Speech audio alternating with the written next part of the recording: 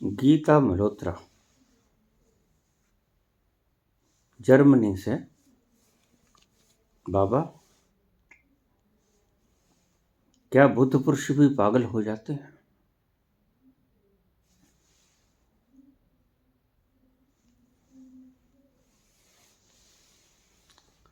अरे, अभी भी हद हो गई।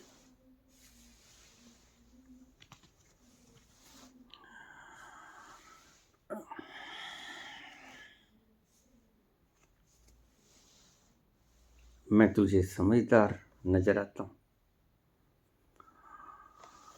अभी तुम्हें समझ नहीं आई।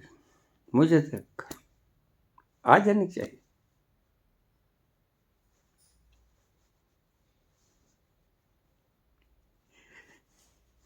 क्या बुद्ध पुरुष भी पागल हो जाते हैं बाबा? समझ आना चाहिए।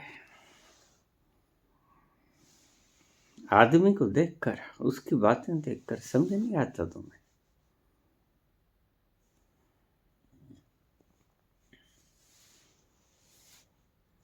चार व्यक्ति कश्ती में जा रहे थे, डूब गई कश्ती, मर गए। ऊपर गए धर्मराज के पास। भगवान पास बैठे थे। पहले एक मुसलमान की बारी आई। बोलो शेख कादर, तुमने क्या किया? मैंने तुम्हें धरा पर भेजा था। मैंने कुरान का पाठ किया,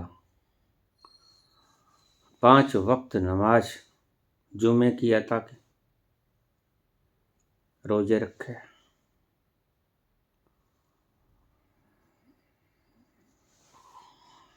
ब्याज नहीं लिया किसी से।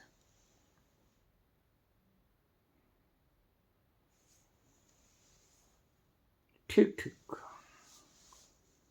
जाओ, चले जाओ। ईसाई से पूछो। जॉन माइक टॉमसन, तुमने क्या किया? जी, मैंने संडे को चर्च गया, वहां जाकर कन्फेशन किया। जो पाप किए थे मैंने पादरी के आगे बोले। मानवता की सेवा की, हॉस्पिटल्स में दवाइयाँ दी,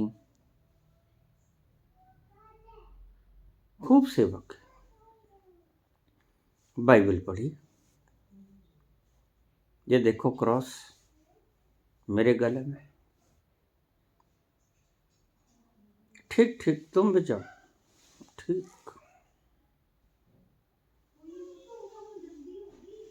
सरदार जी को बुला लिया। हाँ जलोवर सिंह, तुमने क्या किया?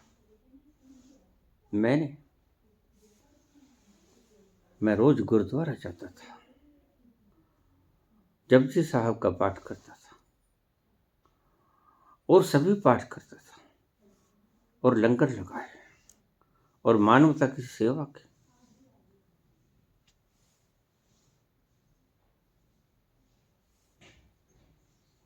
गुरबाणी का पैगाम फैलाया, ये सब कुछ किया। ठीक ठीक, तुमने ठीक किया, जाओ, तुम भी जाओ। अब आ गए बाबा विजयवत्स।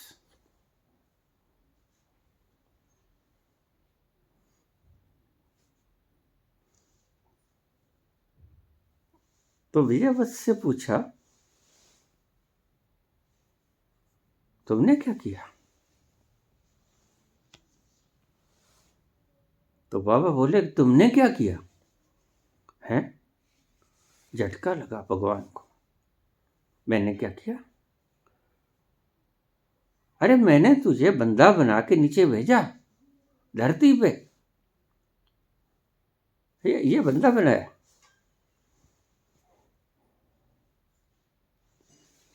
तुम्हें बंदे जैसा भी लगता हूं, तुम सियाना समझते हो, गलती खा जाते हो।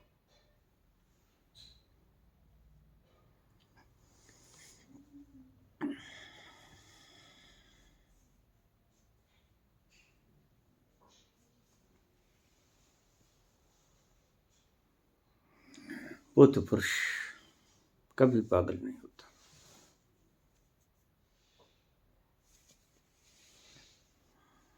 क्योंकि बुद्ध है कौन, पहले ये समझे।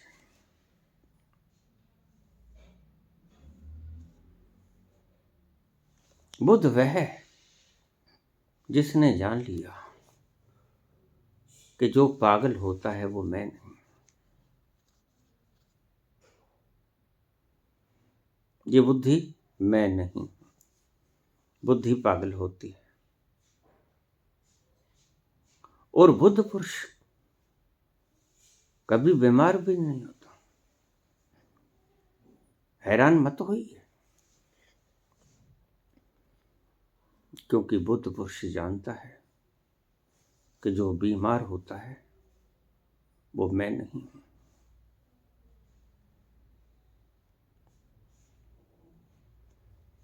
और बुद्ध पुरुष कभी मरता भी नहीं।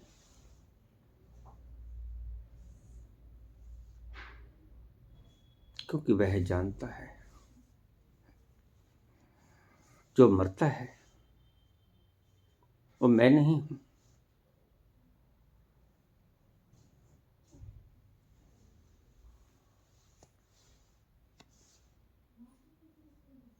बुद्ध पुरुष द्वंद्वों से पार हो जाता है। सुख दुख, हानि लाभ, जीवन मरण, यश अपयश,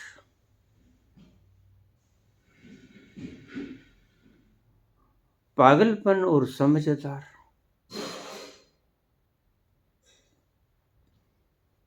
बच्चा और वृद्ध, स्त्री और पुरुष,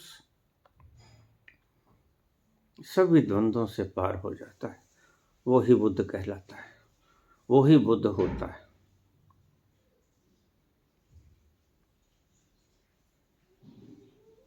पागल कौन होता है?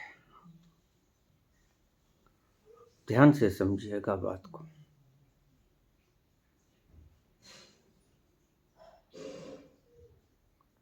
जब तुम किसी चीज के साथ ज्यादा चिपट जाते हो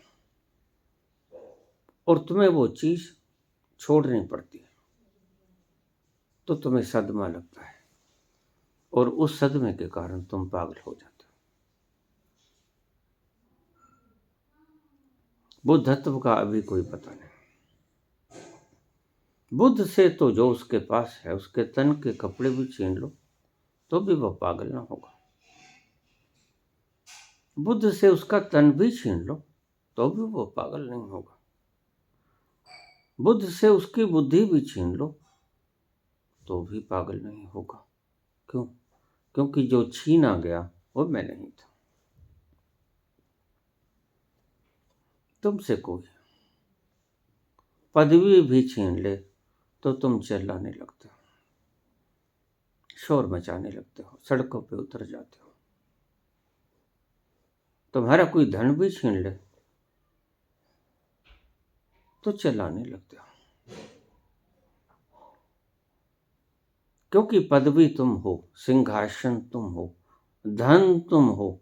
तुमने धन को अपना आपा मान लिया। तुम्हारे शरीर को कोई थोड़ा सा चोट पहुंचा दे तो तुम लड़ने मरने को तैयार हो जाते हो। क्योंकि तुम समझते हो कि मैं शरीर हूं। तुम्हारी शब्दों को, तुम्हारी मान्यताओं को,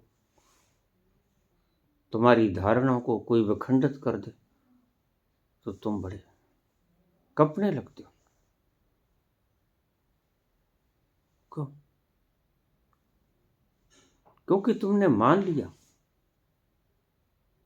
ये शब्द मैं हूं, ये खोपड़िया मैं हूं जिसने इन शब्दों को भर लिया। ये मैं का भाव, मैं ये हूं, मैं वो हूं, बुद्ध पुरुष का टूट जाता है। सारी क्लिंगनेस टूट जाती है और वो बुद्ध भी क्या हुआ, जिसकी चिपकाहट जरा भी बाकी रह गई। सभी द्वंद्व टूट जाते हैं, सभी चिपकाहटें टूट जाती हैं,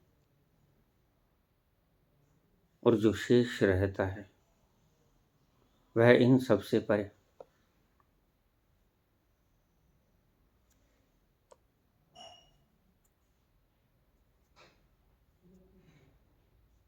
तुलसी ने कहा, हानि लाभ जीवन मरण, यश अपयश विधि हाथ।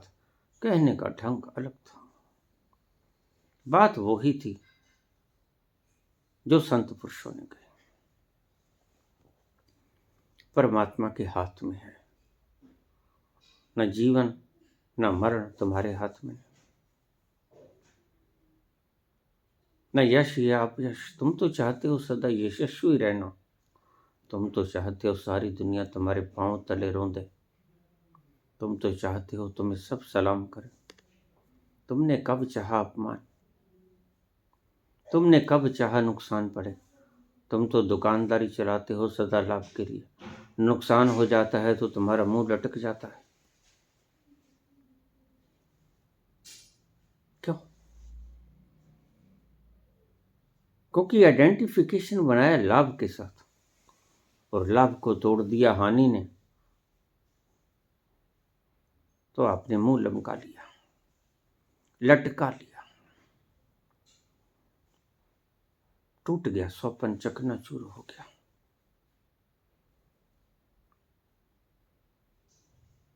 अगर कोई आपसे अपना जीवन छीन लेता है, छीनने की चेष्टा करता है,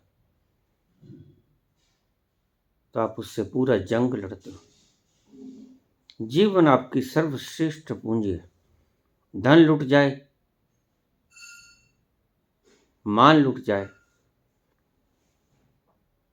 व्यापार लुट जाए, रुतबा लुट जाए, फर्क तो पड़ेगा, पर इतना नहीं। परंतु अगर कोई जीवन ही लुट जाए आपका, तो फिर तो आप पूरा संघर्ष करोगे अपने जीवन बचाने के लिए। उसे मारने तक की नौबत भी आ जाए तो कोई बात नहीं, क्योंकि जीवन के साथ जफ्फा डाल लिया है तुमने, जीवन के साथ पकड़ गहरी है।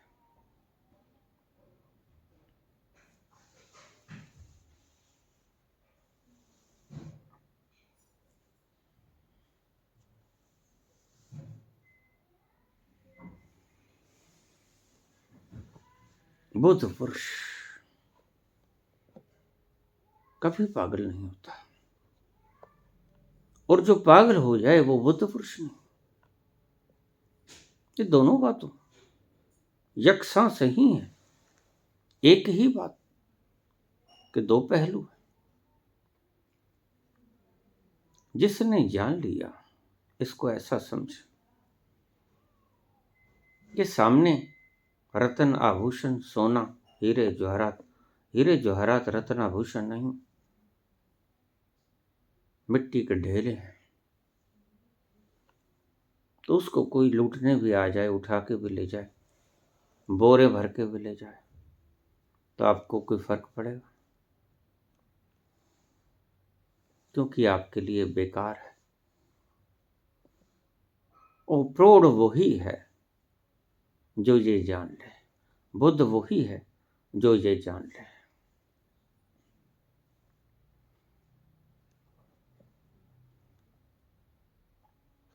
रावण ने, आज हम रावण के पुतले फूंकते हैं।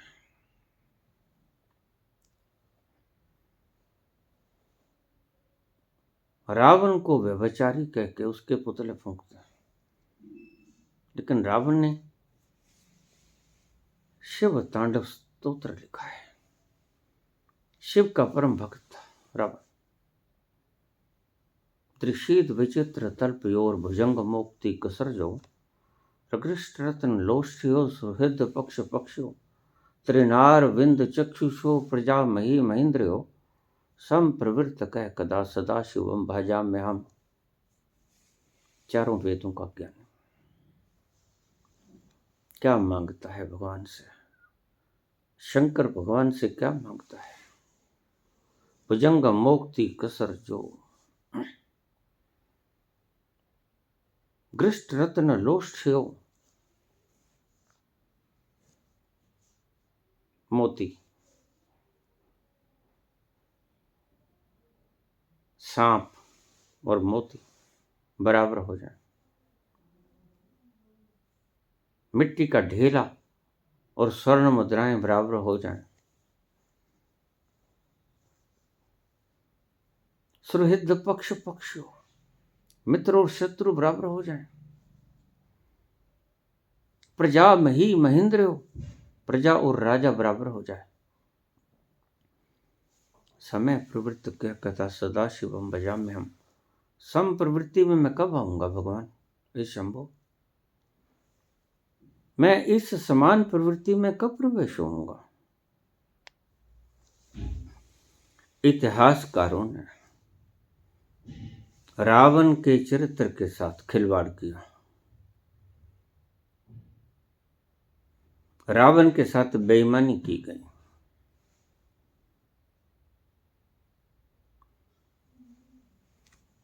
सीता का अपहरण करके अशोक वाटिका में ले गया लंका। लंका की सबसे खूबसूरत जगह अशोक वाटिका, अशोक जहां पर शोक न हो आदमी को, सभी दुख दर्द भूल जाए, वहां रखा।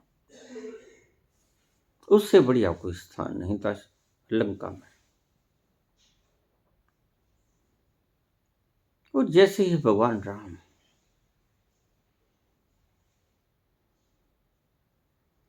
लंका पर विजय हेतु भगवान शंकर की पूजा अर्पणा करना चाहते थे, तो उन्हें शिवलिंग की स्थापना करनी थी, आराधना करनी थी। शिव को प्रसन्न करने के लिए भगवान राम ने अनुष्ठान करना था, लेकिन अनुष्ठान कराने वाला कोई था नहीं, ब्राह्मण कोई था नहीं। बहुत दिमाग लड़ाया गया, क्या किया जाए? तो जामवान बोले, भगवान, एक ही व्यक्ति है जो इस यज्ञ को संपन्न करवा सकता है। कौन है? रावण। रावण रावण से पूजा करवाऊं? हाँ, रावण से पूजा करवा लो, रावण से शिवलिंग की स्थापना करवा लो, षोडशोपचार पूजन करवा लो, हवन यज्ञ करवा लो, सारा कर्मकांड उससे करवा लो।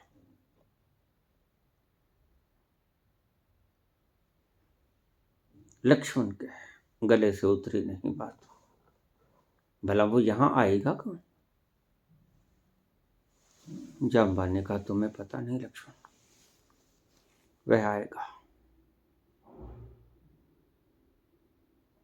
तुम उसको बुलाओ, वह आएगा, मैं उसे जानता हूं। सभी हैरान थे, वानर सेना सभी हैरान थे, लेकिन राम जानते थे। राम ने कहा, जामवान तुम ही जाओ,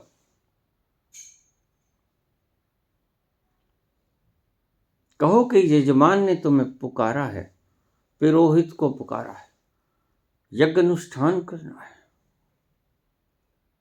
भगवान शंकर का, शिव का स्थापना करनी है शिवलिंग, और तुम्हारे से बड़ा कोई शंकर भक्त नहीं, और तुम्हें राम ने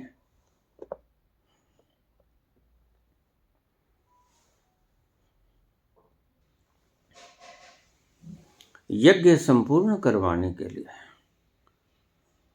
पुरोहितत्व स्वीकार करने के,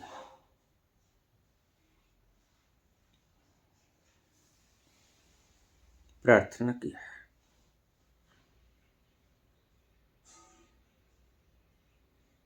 रावण के पिता विशर्भा और विशर्भा के पिता पलस्त ऋषि।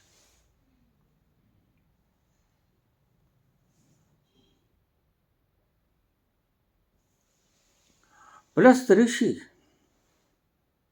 वशिष्ठ के भाई थे, जो कि पुरोहित है दशरथ के। रघुकुल के पुरोहित थे वशिष्ठ, और वशिष्ठ का भाई था पुलस्त, और पुलस्त रावण का था दादा। तो जामवान ने कहा, देखिए तो हमारे दादाजी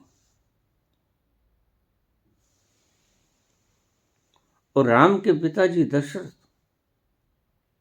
उनका पुरोहित वशिष्ठ सगे भाई रहे। दशरथ का पुरोहित वशिष्ठ, क्या तुम राम के पुरोहित नहीं हो सकते? पुलस्त के पुत्र हो।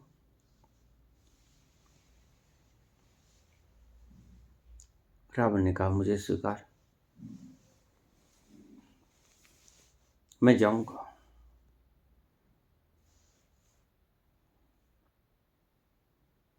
यजमान से कहो कि पूजन की सारी सामग्री तैयार कर ले। जामवान वापस लौट आए। राम जी से बोले, भगवान, उन्होंने पुरोहितत्व स्वीकार कर लिया है और बोला है कि आवश्यक सामग्री जुटा ली जाए। मैं आकर सारा कर्म कांड करवा दूंगा।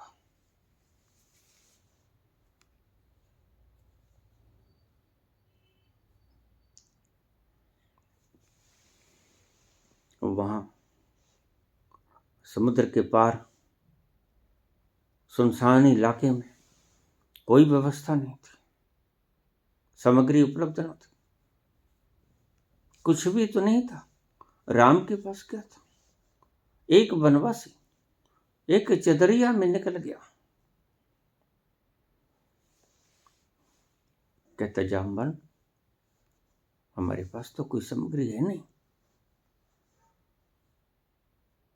कोई बात नहीं, सूचित किया गया रावण को, सामग्री नहीं है इनके पास, वनवासी हैं। रावण ने सारी सामग्री भिजवा दी। अपने अनुचरों से कह के सारी सामग्री हवन की भगवान राम के पास पहुंचा दी गई। वक्त दे दिया गया, इस वक्त मैं आऊंगा और लिंग स्थापन कर जाऊंगा। वक्त दे दिएगा, शुभ मुहूर्त देखकर। ईमानदार था, उसने कभी नहीं कहा सीता मेरे पास नहीं। उसने कहा, मैं उठा के लाया हूं, मैं चुरा के लाया हूं। इससे बड़ी और ईमानदारी क्या होगी?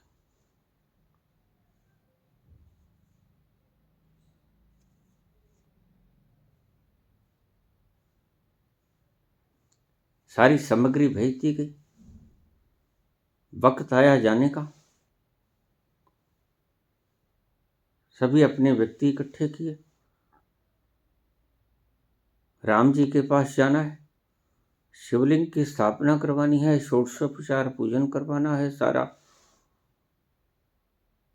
हवन दान सारा कृत्य कर्म कांड करवाना है। तो पूछा वहां के समझदार लोगों ने, आप राम के पास जाओगे? और वो काहे करवा रहा है? उसने कहा, लंका विजय हेतु, और लंका विजय हेतु मैं भगवान शंकर की शिवलिंग की स्थापना करके उसका कर्म कांड संपूर्ण करवाऊंगा।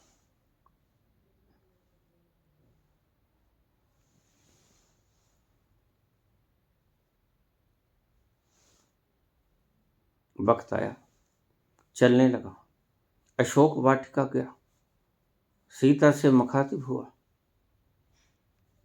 देखिए, श्री राम ने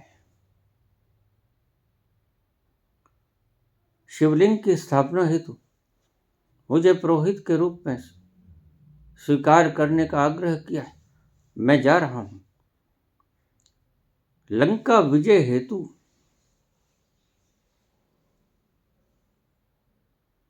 वहां पर हवन यज्ञ करवाऊंगा। मैं जानता हूं कि कोई भी हवन यज्ञ वामांगी पत्नी के बिना संपन्न नहीं होता। अगर वो प्रत्यक्त ना हो, अगर उसकी पत्नी मर ना गई हो, या वो शादीशुदा ना हो, ये तीन अवस्थाओं में अगर न हो, लेकिन राम इन तीनों अवस्थाओं से परे हैं, वो शादीशुदा हैं और उनकी पत्नी जीवित है। तो सीते, जब मैं आदेश दूं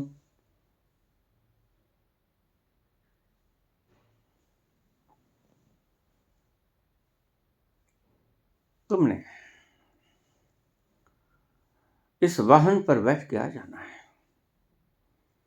और ध्यान रहे, वहां बैठे बैठे सारा कर्म कांड मैं करवाऊंगा। लेकिन ये बात ध्यान में रखना है कि तुम वहां भी मेरे अधीन ही रहोगी।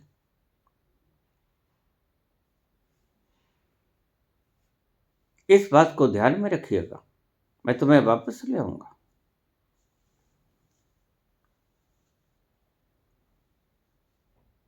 सीता ने आचार्य समझकर, पुरोहित है, आचार्य समझकर प्रणाम किया, झुककर दोनों हाथों से। और रावण ने क्या आशीर्वाद दिया, अखंड सौभाग्यवती भव।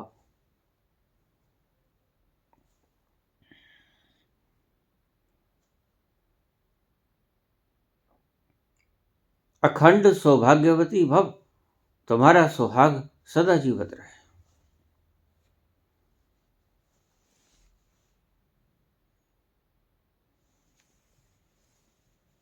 चले विमान पर बैठकर, पुष्पक विमान,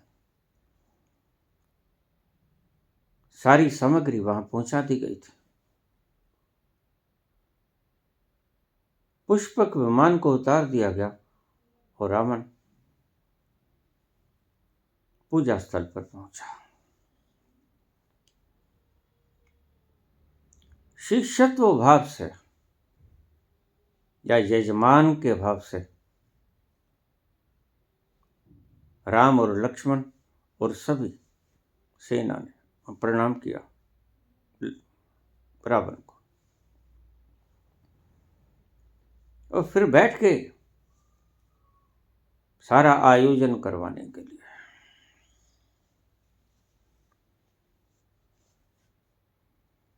शिवलिंग की स्थापना कर दी गई। विधिवत संपूर्ण पूजन करवा दिया गया, स्थापित कर दिया गया शिवलिंग। अब बारी आई यज्ञ की। तो रावण बोले, वामांगी धर्मपत्नी को पेश करो, अपने वाम अंग में बैठाओ। लक्ष्मण राम इधर उधर झांकते हैं। रावण कहते, चिंता की कोई बात नहीं, मैंने आदेश दे दिया है, थोड़ी देर में सीता यहां आ जाएगी, वाम अंग में उसको बैठा दिया जाए। क्योंकि कोई भी कर्म कांड, कोई भी यज्ञ वामांगी स्त्री के बिना संपन्न नहीं होता। मैं बड़ी भांति जानता हूं, और मैं पुरोहित हूं, और पुरोहिता का काम पूर्ण ईमानदारी से करना चाहता हूं, करता हूं। संदेश भेज दिया गया। विमान पर बैठकर सीता आ गई, वामांग बैठे हुए।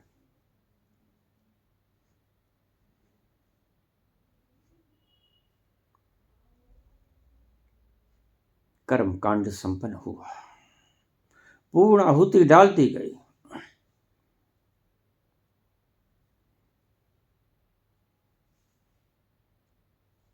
पूर्ण आहुति डालकर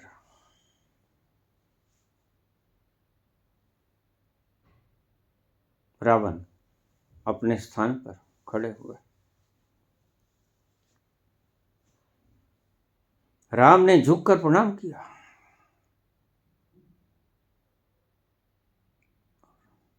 ब्राह्मण, चारों कुलों के ज्ञाता, पुलस्त्य के पुत्र रावण ने आशीर्वाद दिया।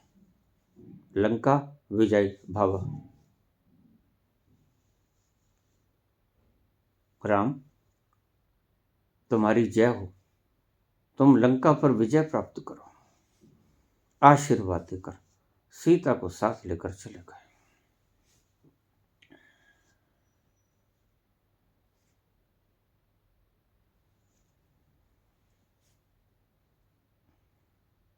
और उनका एक एक शब्द सत्य हुआ। लड़े, मरे, जूझे, कोई कसर कोर बाकी न छूटे। यज्ञ करवाया तो पूर्ण हृदय से करवाया। आशीर्वाद दिया तो पूरे हृदय से दिया और सत्य आशीर्वाद दिया। अगर सीता को कहा अखंड सौभाग्यवती भव, तो उसका सुहाग जीवित रहा। और अगर राम से कहा लंका विजयी भव, तो लंका विजयी हुई। लेकिन उसने अपना कर्तव्य कर्म पूरा किया। रावण से बहुत कुछ सीखने को मिलता है, अगर कुछ सीखना चाहे तो।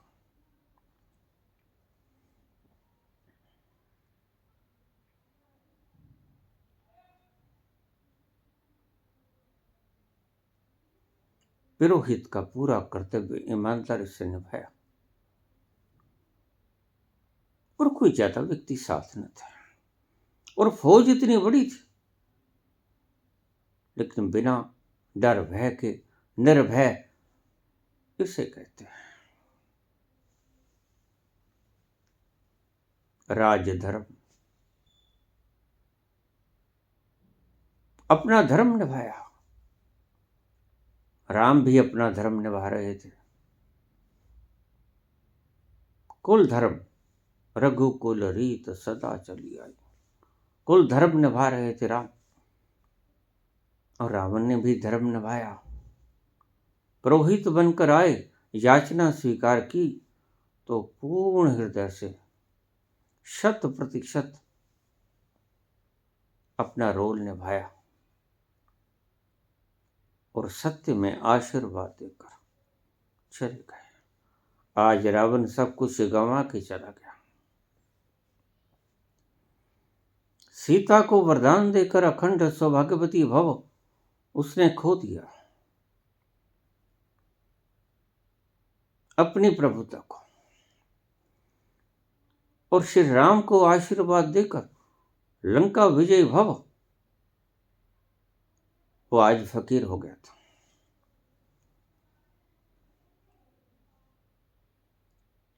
क्योंकि उसके शब्दों से परे कुछ भी ना हो सकता था। वह विद्वान भी था और ध्यान रखिए वो सिद्ध भी था, और ऐसा सिद्ध धरती पे कभी नहीं हुआ। कभी होगा असंभव सा लगता है।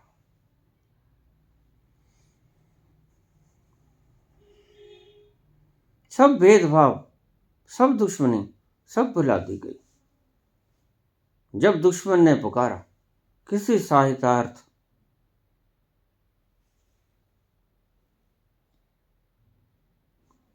हाजिर हो गया, उपस्थित हो गया। जो गुण थे उसमें सब इस्तेमाल किया और राम का काज संपूर्ण करके वापस लौट आए।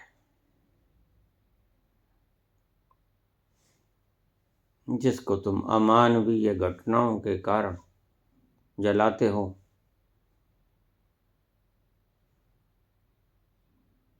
वो परामानवीय गुणों से संपन्न था। कदा निलिम्प निर्झरी निकुंज कोट रे वसन। ये थी उसकी आंतरिक अभिप्सा। विमुक्त दुर्मति सदा शिरः स्तमंजलि वहन। विलोल लोल लोचनो ललाम भाल लगन कह शिवेति मंत्र मुच्चरण कदा सुखी भाम्याम। हे प्रभु,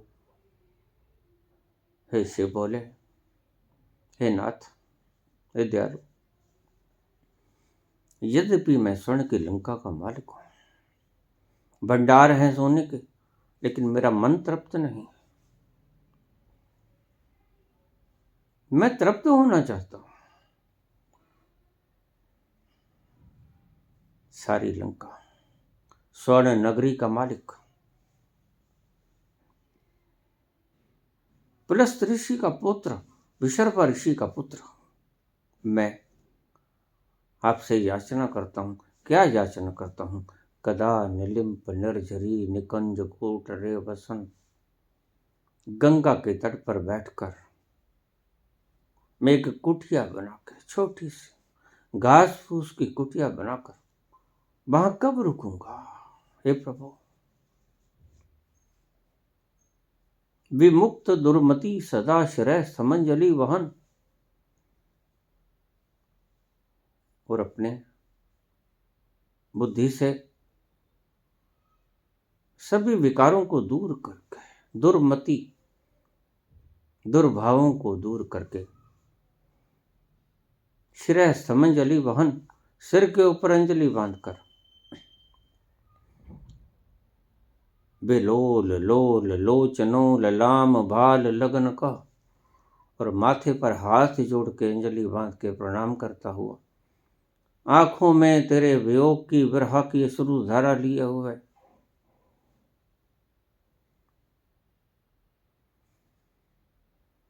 शिवेति मंत्र मुच्चरण कदा सुखी वहाम्य हम। हे शंकर भगवान, मैं शिव शिव शिव ऐसा कुछ होता हुआ, अपने भीतर शिवो हम होता हुआ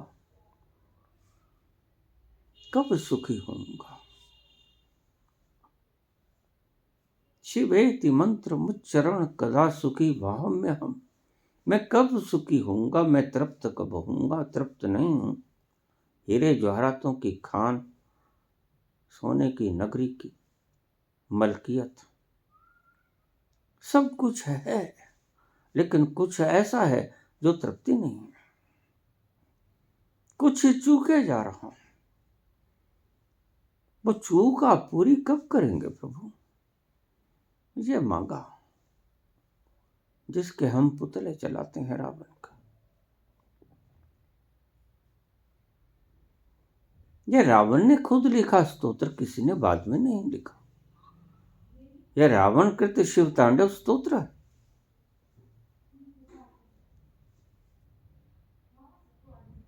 और उसमें क्या मांग रहा है? शायद ये मांग आपके हृदय में से कभी ना उतरी हो, कभी प्रस्फुटित ना हुई हो,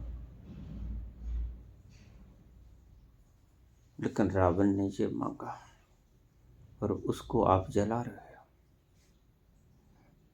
इसलिए मैं कहता हूं, इतिहासकारों ने रावण के साथ न्याय नहीं किया। जब सिद्ध पुरुष ही इतना कुछ नहीं कर सकता, तो बुद्ध पुरुष कैसे कर सकता है? क्या बुद्ध पुरुष पागल होता है? हो सकता है? नहीं, वह कभी पागल नहीं हो सकता।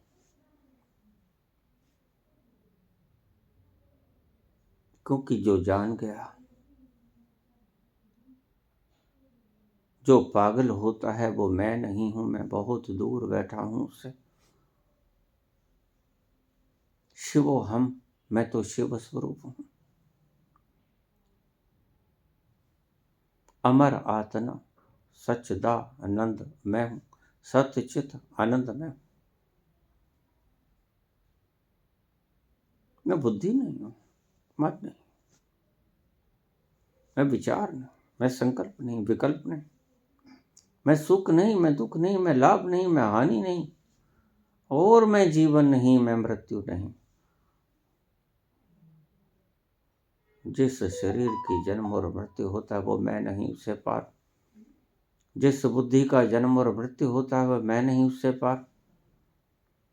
और जिस शरीर और मन के कारण सुख और दुख पैदा होते हैं वह मैं नहीं। और जिस मन और शरीर को लाभ और हानि होती है मैं उससे परे हूं। पागल वो होगा जो इनके साथ क्लिंगनेस रखेगा। और इस बात को ध्यान में रखिएगा, ये मेजरमेंट है। जितनी मात्रा में क्लिंगनेस उतनी मात्रा में पागलपन। अगर क्लिंगनेस इतनी है, आपने सती प्रथा सुनी होगी, बाद में उसे एक प्रथा बना दिया गया।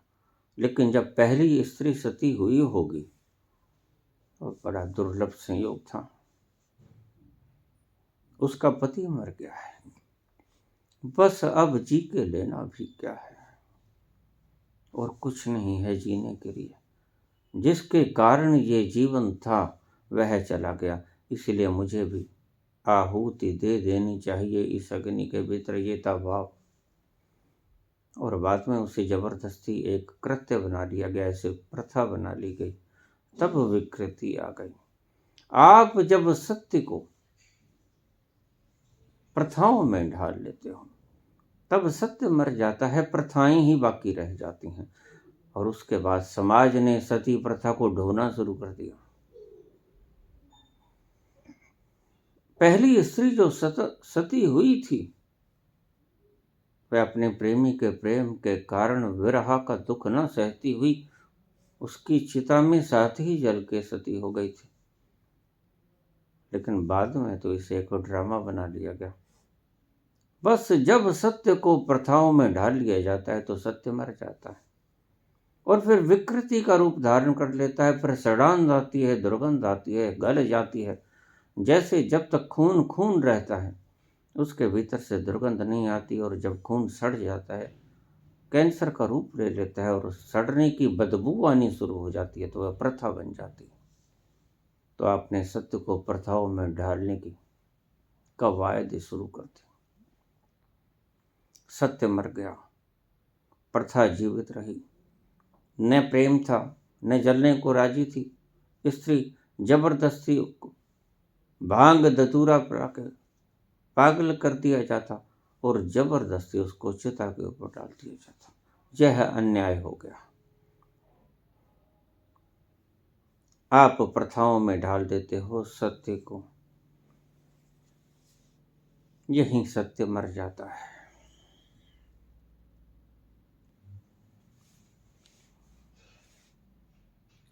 अब इसके पीछे का रहस्य जानिए कि व्यक्ति पागल होता कब है। पागल होता तब है जब वह किसी वस्तु को जकड़ लेता है, पकड़ लेता है जोर से, उसको छोड़ने को तैयार नहीं होता, तो वह क्लिंगिंगनेस उसे भारी पड़ जाती है। तो डर होता है कहीं छिन ना जाए।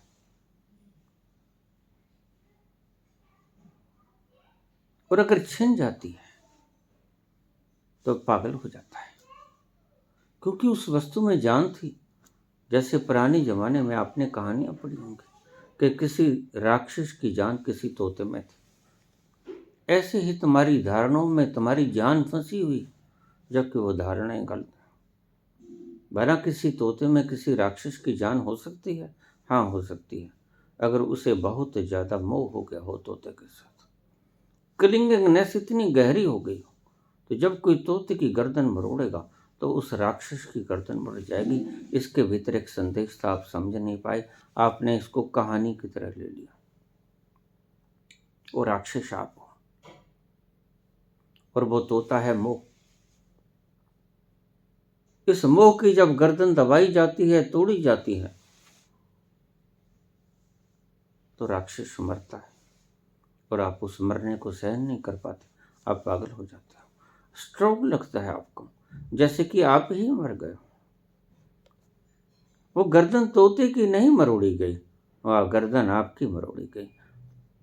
आपका चिपकाहट टूटा, आपको स्ट्रोक लगा, ब्रेन हेमरेज हो गया, अब पागल हो गए। मुख्य कारण है हमारी चिपकाहट, क्लिंगिंगनेस। और क्लिंगिंगनेस अगर है तो तुम पागल होगे ही। अगर किसी को सत्य का दर्शन हो गया, वह पागल कभी नहीं हो सकेगा। और अगर कोई पागल हो जाए तो वह व्यक्ति झूठा था।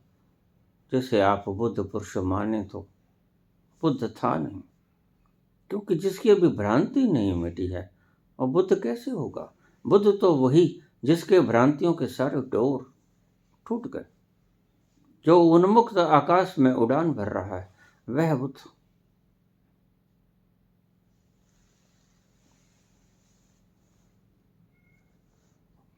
आप आज मानवता चलती फिरती पागलों की जमात हो गई है। कभी कभी तो मुझे लगता है कि सारा संसार और ये पागल खाने के भीतर के पागल कम पागल है, पागल खाने के बाहर के पागल ज्यादा पागल लगते हैं। मैं ऐसा ही समझ रहा हूं, मैं ऐसा ही देख रहा हूं। ऐसे ऐसे प्रश्न उठते हैं, एक बार मैं हक्का बक्का रह जाता हूं। हाँ, अरे ये प्रश्न, ये भी कोई प्रश्न है? अब कल ही मुझे किसी ने पूछा, दत्तात्रेय कौन थे बाबा, मुझे बता गया। हद हो गई, मैं शॉक्ड हुआ। कब से बोल रहा हूं, मुझसे प्रश्न क्या पूछना चाहिए? मैं कौन हूं बाबा? अच्छा लगता है। और दत्तात्रेय कौन है बता भी दूंगा, बता दूंगा, कुछ छुपा नहीं है। लेकिन उससे आपकी कौन सी गांठ खुल जाएगी? दत्तात्रेय कौन है उसका पता चल जाएगा तो तुम झूमते हुए मुझे नजर नहीं आओगे, पक्का पता है। पूछ लेते हैं ऊट पटांग प्रश्न, ये बाबा कैलाश पर्वत कैसा है? ये गंधमार्दन कैसा है? ये शंकर कैसे हैं, कौन है? ये हनुमान कौन है, कैसे हैं? अब तो मिलते हो, प्रश्न गलत पूछते हो। सबसे पहला प्रश्न आपका होना चाहिए, मैं कौन? और जिसने जान लिया मैं कौन हूं, सारे प्रश्न कर जाओगे आप। अगर जिस क्षण जिस घड़ी आप ये देख लोगे नग्न आंखों से कि मैं कौन हूं, हु एम आई, बाकी के प्रश्न आप कभी कर ही नहीं पाओगे।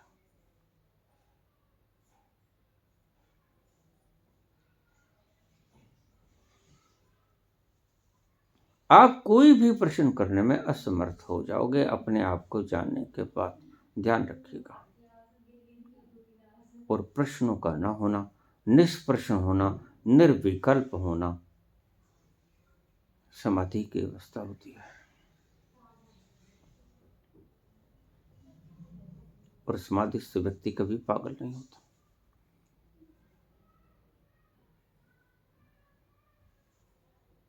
क्योंकि उसकी सारी चिपकाहटें टूट गईं, सारी क्लिंगनेस, सभी बंधन, क्लिंगनेस बंधन है,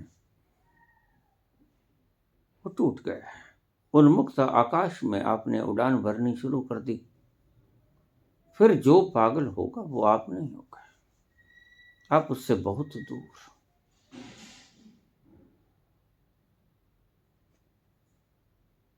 किसी के बारे में पता लेने चले हो, इसका मतलब साफ है, अभी भीतर उस आनंद की पुकार जगी नहीं, वो आनंद की चाहत अभी जगी नहीं। अभी भ्रांति है कि आनंद चाहिए तो पैसे से मिल जाएगा, पदवी से मिल जाएगा, अंतरंग क्षणों से मिल जाएगा, स्वादिष्ट पदार्थ खा के मिल जाएगा। और बहुत से ढंग हैं, छोटे छोटे स्वाद ले लेंगे, छोटे छोटे आनंद ले लेंगे, उससे गुजारा कर लेते हो। इससे मैं कहता हूं गरीब गुजारा। गुजारा तो आप करते हो, लेकिन ये गरीब गुजारा है। और मैं तुम्हें चाहता हूं कि तुम सम्राट की तरह जियो, क्योंकि तुम सम्राट हो, और सम्राट हो तो सम्राट की तरह ही जीना चाहिए आपको। आप भिखारी की तरह मत जियो, क्योंकि भिखमंगे हो नहीं, आप सम्राट हो, सत्य में सम्राट हो। यह कोई थोपना नहीं है, यह कोई असत्य नहीं है, यह कोई परिकल्पना नहीं है, यह बिल्कुल सत्य है। शिवोहम शिवोहम। यह जपने जैसी चीज नहीं, यह जानने जैसी चीज है। जिसने माना वो चूक जाएगा, जिसने जाना वो झूम उठेगा, नाच उठेगा, गा उठेगा।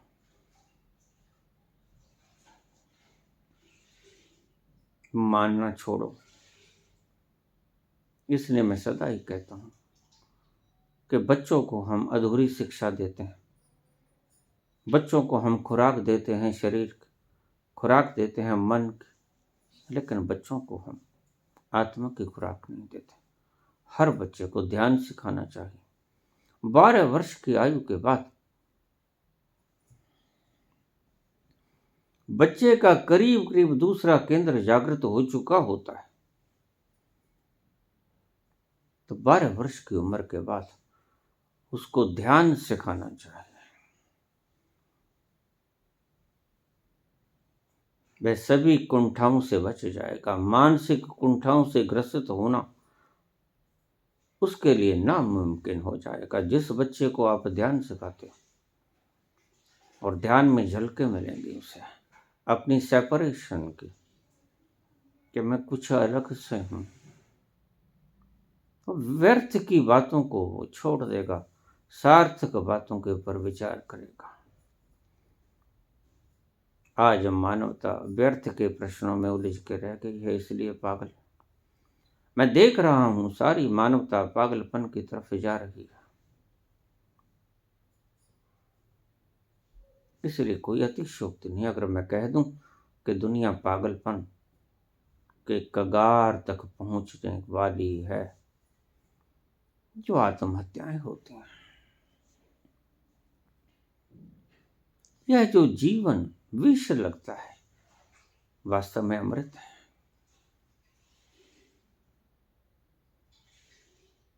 तुम अमृत हो, और तुम्हें जीवन विष लगता क्यों है? क्योंकि तुमने उस अमृत का सथल देखा ना, इसलिए तुम्हें यह जीवन विष लगता है। बच्चे को छोटी उम्र से ध्यान में अग्रसर करो।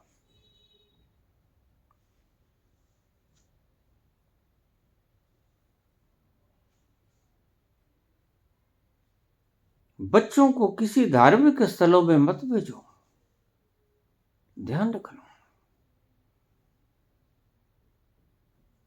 कोई शाखा, कोई मदरसों मत भेजो। बच्चा बड़ा नाजुक है, इसके दिमाग पे जो छाप छप जाएगी वह सारी उम्र के लिए है, उसके हृदय के अंतस्थल में उतर जाएगी। कोई ऐसा आयोजन ना करो कि बच्चों को धर्म स्थान में लेके जाओ। यद्यपि माँ बाप ऐसा ही करते हैं, बच्चा बिगड़ ना जाए उसको धर्म संबंधी कार्य सिखाते हैं, और वही तुम्हें उलझा देते हैं। बड़े होकर ऊहा-पोह में पड़ जाते हैं। धर्म का तो आपको भी कोई पता नहीं, आप तो शास्त्रों को ही धर्म समझते हो।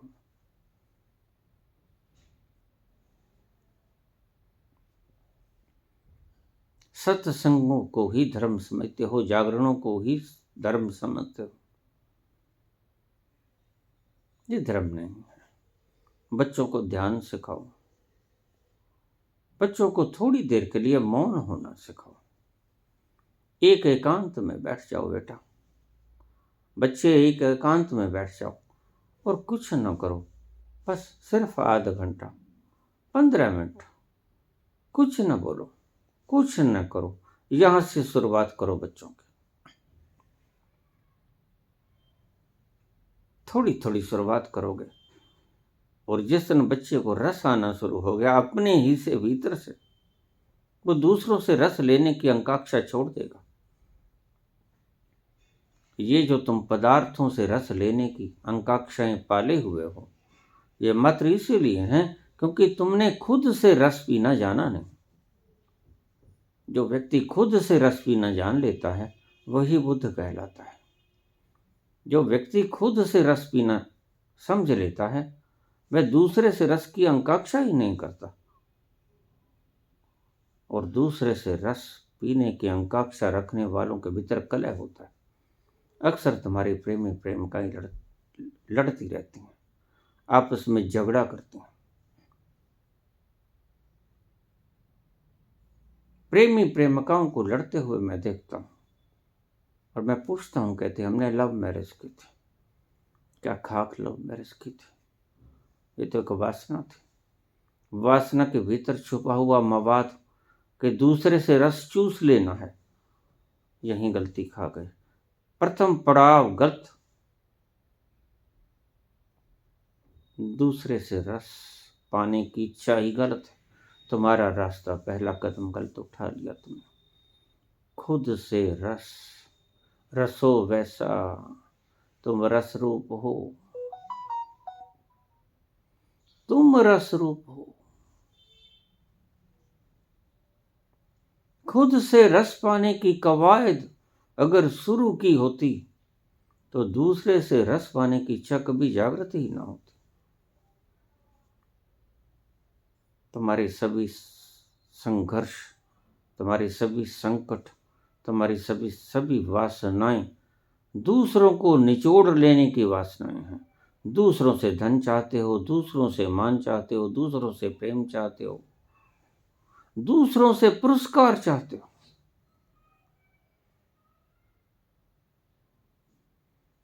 और तुम्हारी दूसरों से कुछ लेने की ये कामना तुम्हें पागल बना देती है।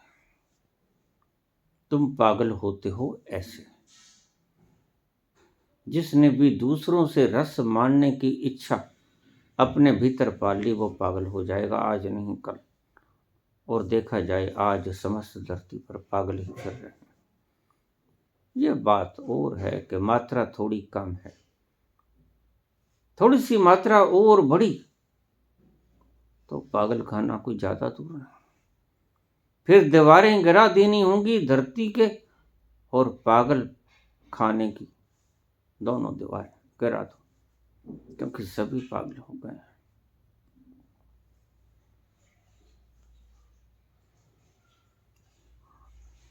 रसो वैसा, वह रस रूप है और वह तुम हो। तुम रस रूप हो और तुम दूसरे से रस पाने की आकांक्षा मत करो। तुम खुद से रस पाने की आकांक्षा करो। तुम खुद रस रूप हो। तुम खुद से रस को सींचो, खुद के भीतर प्रवेश कर कर उस रस को चखो। यही है तुम्हारी जरूरत। इसे लक्ष्य कह लो, इसे मुक्ति कह लो, लेकिन मिलेगी तुम्हें खुद से, दूसरे से कभी नहीं मिलेगी। यह भ्रांति तोड़ो और ये बचपन से ही तोड़ना शुरू करो। तुम तो अगर चूक गए तो बच्चों से ये गलती मत करो। 12 वर्ष का बच्चा जब दूसरा चक्र उसका जागृत करीब करीब हो जाए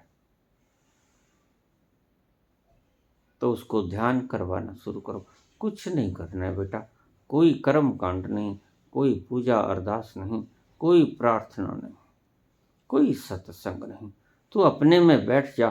तू रस स्वरूप है, तू ही है खुद खुदा। तो अपने भीतर डुबकी लगा और उस रस को चख। तत्वमसि श्वेत केतु, तू ही रस रूप है श्वेत केतु।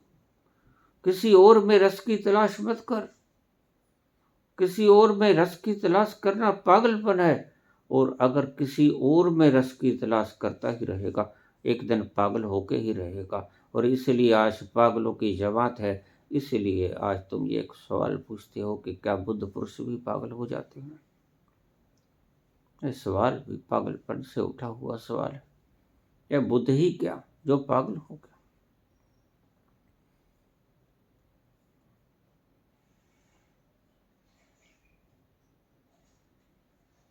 इस कवायद को बंद करना होगा बचपन से ही। इन धर्मांध मूढ़ताओं से, मान्यताओं से जल्दी, जितना जल्दी मानवता छुटकारा पाले उतना ही शुभ है। वो ही पृथ्वी के लिए सबसे सौभाग्यशाली दिन होगा जिस दिन आप बच्चों को कहोगे कि हिंदू न बनो, मुसलमान न बनो, सिख न बनो, ईसाई न बनो, यहूदी न बनो, जैन न बनो, बौद्ध न बनो, कुछ न बनो। तुम वो हो जाओ तो जो तुम हो। तुम न भोगी बनो न त्यागी बनो, तुम वो बनो जो तुम हो। तुम कहीं ना जाओ, न तीर्थ जाओ, न मक्का जाओ, न मदीना जाओ, न काबा जाओ, न गंगा स्नान, न यमुना स्नान, न कोई जागरण, न कोई सत्संग। तुम कुछ मत करो। तुम वहां जाओ जहां तुम हो। तुम वहां जाओ जहां तुम विद्यमान हो। यह सिखाना होगा बच्चों को। बच्चे बड़े नाजुक होते हैं। वैज्ञानिक कहते हैं बच्चे ने जो कुछ सीखना होता है 7 साल तक सीख जाता है। यानी जब तक पहला चक्र जागृत होता है बच्चा सब कुछ सीख चुका होता है। उससे आगे बच्चा जा ही नहीं सकता। जो चेतना की अवस्था है, एवोल्यूशन ऑफ कॉन्शियसनेस, वो 7 साल तक जितनी बढ़नी होती है बढ़ जाती है। उसके बाद तो तुम्हारी सूचनाएं न्यूरॉन्स को भरती हैं मात्र, और कुछ नहीं होता। इन न्यूरॉन्स में सूचनाओं को इकट्ठा करना छोड़ दो। तुम अपने आप के भीतर उतरकर अपने ही आप का रसास्वादन करो और तुम बुद्ध हो जाओगे। और याद रखना, बुद्ध कभी पागल नहीं होते और बुद्ध कभी मरते नहीं। जो मरता है वह तुम नहीं हो। मैं ना मरूं मरे संसारा। मेरे आसपास का सफीर मर जाता है। कबीर कहते हैं मैं नहीं मरता। मैं ना मरूं मरे संसारा, मोरे मिला मोहे मिला जलावन हारा। मुझे जीवन देने वाला मिल गया, मुझे अमृत मिल गया। मैं कभी नहीं मरूंगा। बुद्ध कभी पागल नहीं होते, बुद्ध कभी मरते नहीं, बुद्ध कभी बीमार नहीं होते। कि बुद्ध जानते हैं जो बीमार हुआ वो मैं नहीं। शरीर बीमार होता है। रामकृष्ण जानते हैं ये कैंसर हुआ गले को, शरीर को, और मैं शरीर हूं नहीं। और कृष्णा मूर्ति जानते हैं यह पैंक्रियाटिक कैंसर हुआ शरीर को, और शरीर में हूं नहीं।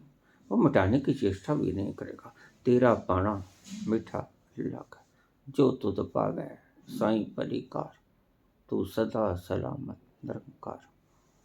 धन्यवाद।